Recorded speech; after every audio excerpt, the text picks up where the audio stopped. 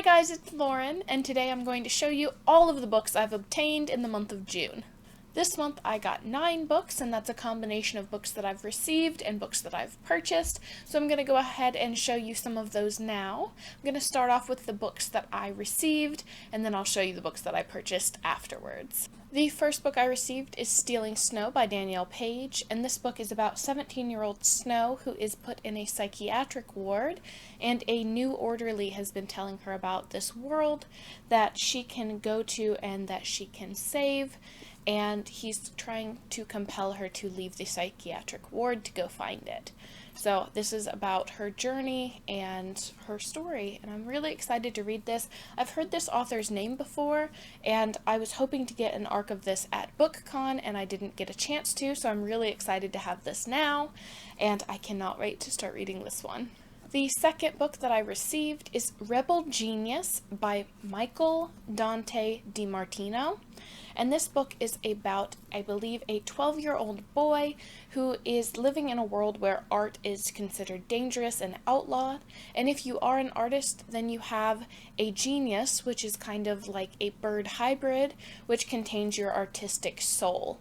And the main character of this book finds out that he has a genius and he didn't know, and he joins an underground secret studio to try and keep himself safe. And then some trouble arises and he tries to go stop it from happening. And this is that story. I don't think that this is quite a young adult book. I do think this is marketed for a younger genre, but I am very interested to give this one a shot. Okay, the rest of the books that I have to share are books that I have purchased myself this month, and I'm going to start out with this book, Scorched, by Marcy Mancusi, I'm not sure how you pronounce that one. And this was a book that I picked up at, I believe, Half Price Books, and it was on the clearance cart for Half Price Books. That means that it was incredibly reduced, but it had a dragon on it and a girl, and it looked incredibly interesting, and it was hardback, so I had to grab it. And this book, it sounds like it's about 2 twin brothers from the future who are coming back because their world has been scorched by dragon fire, and it's about a girl who has a dragon egg and hears a voice in her head. And I think it's about the interaction that happens between those 3 characters. I'm not sure if it's told from all 3 perspectives yet, but it looked really interesting. And when I got it home, I took off the cover and I found the beautiful gem that is hidden underneath, which I will share with you guys. So when you take off this cover and the book is just completely naked, it has this large dragon face on the front. And then it has that beautiful gold lettering on the side, and then the dragon's body wraps around. So let's see. Without breaking the spine, if we can see the full dragon picture. I don't know if you can, but it looks pretty cool from this end of the camera, let me tell you. So, for the price that I paid for this, I am incredibly excited to see if the content of the book is nearly as cool as the cover.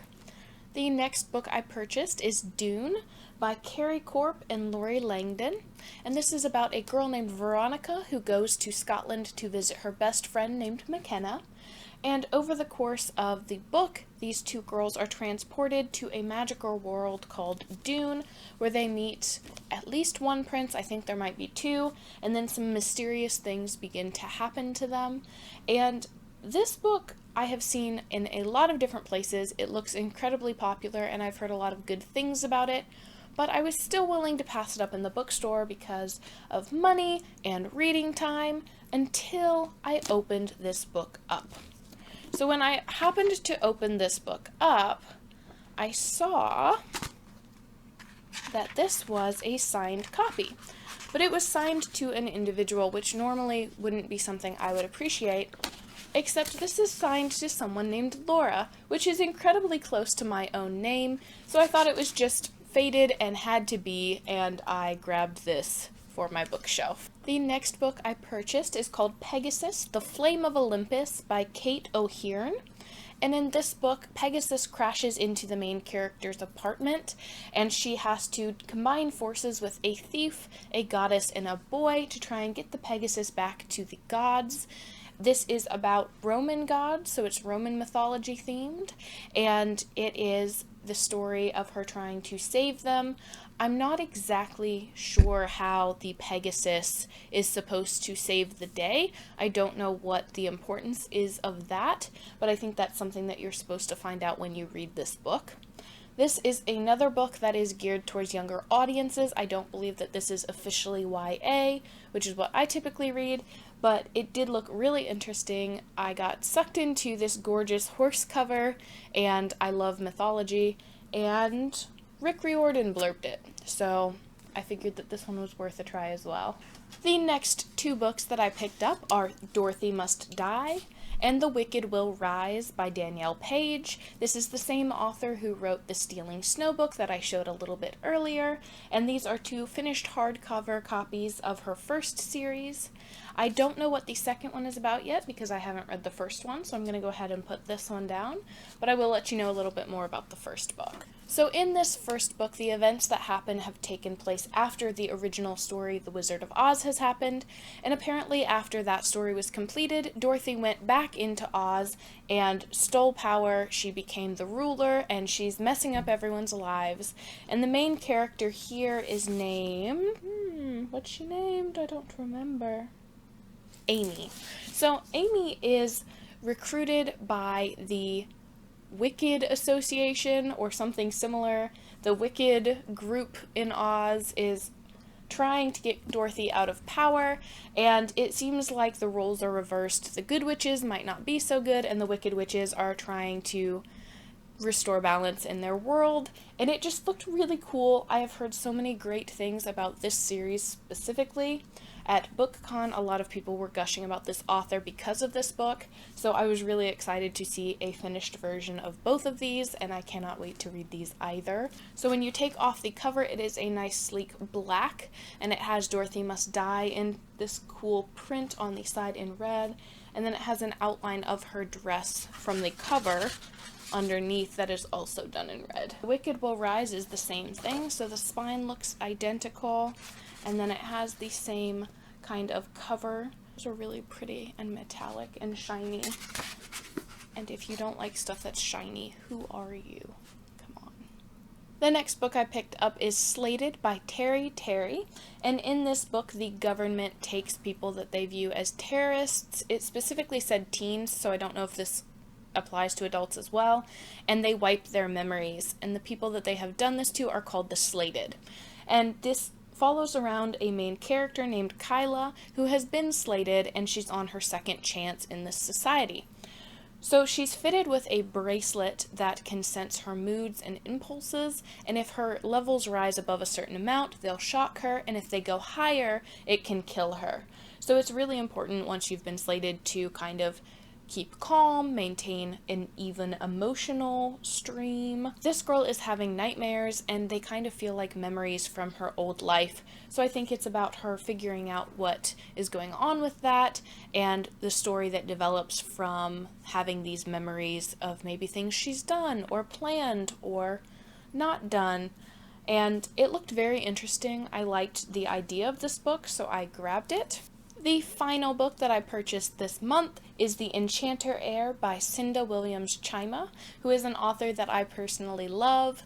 If you have not noticed, down on the floor of my bookshelf, I have all of her books stacked right up there, and this was the only one in her first series that I did not own yet. So this is the fourth and final book in the Heir Chronicle series.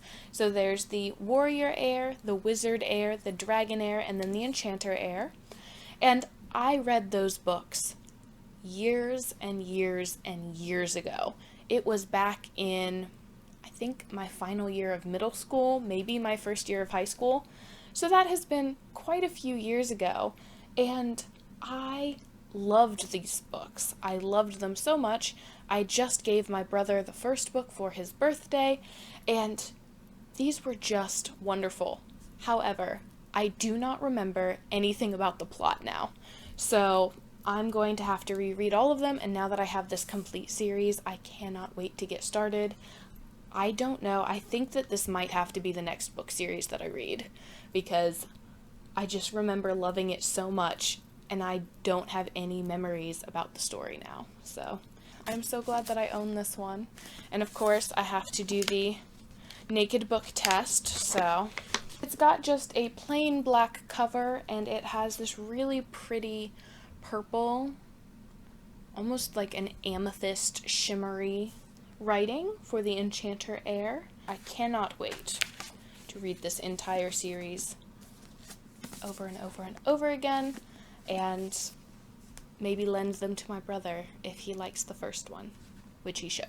So that is all that I have for today's video. If you like this video, please give it a thumbs up, and if you have any ideas or suggestions for future videos, please let me know.